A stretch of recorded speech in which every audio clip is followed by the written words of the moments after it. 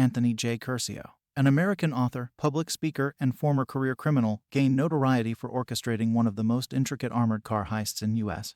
history in 2008. Following his arrest and subsequent 6-year sentence in federal prison, Curcio turned his life around and transformed his criminal past into a platform for motivating others. Focusing on drug abuse and crime prevention, he now travels across the United States, delivering speeches to students and athletes. Curcio meticulously observed a Brinks armored car for 3 months, carefully noting its delivery schedule, camera placements, and blind spots. He estimated the amounts of money being transferred and removed from the bank, while also considering police response protocols and the bank's location. Choosing a local creek as his escape route, Curcio spent weeks dredging it by hand in Woods Creek. However, his initial plan involving a jet ski for the getaway failed, leading him to devise a cable pulley system using a canvas-wrapped inner tube to swiftly transport himself and large bags of cash upstream.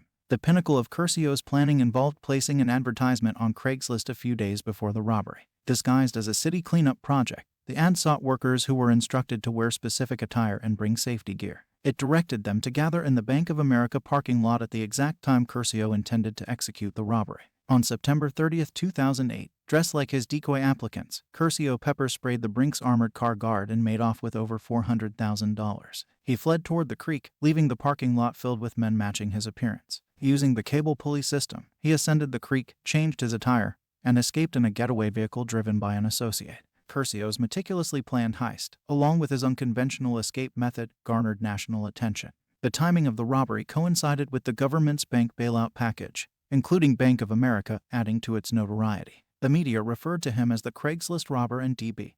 Tuber, drawing comparisons to the infamous hijacker D.B. Cooper from the 1970s. Curcio's downfall came a month later when a homeless man reported witnessing a suspicious incident involving a man retrieving a disguise near the Bank of America parking lot. The man had written down the license plate number of the car, which led authorities to Curcio. Subsequently, DNA evidence from a discarded face mask and wig connected him to the crime scene.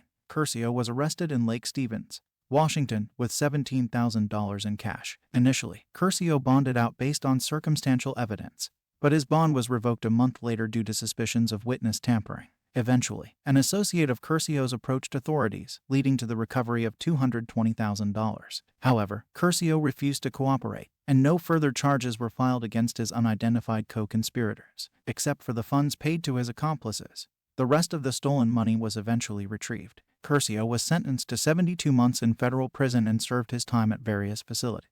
While incarcerated, Curcio forged a connection with fellow inmate George Young, who encouraged him to write a book. This connection led to his correspondence with author and biographer Dane Batty. Curcio endured challenging circumstances during his imprisonment, including 7 months of solitary confinement and subsequent mistreatment.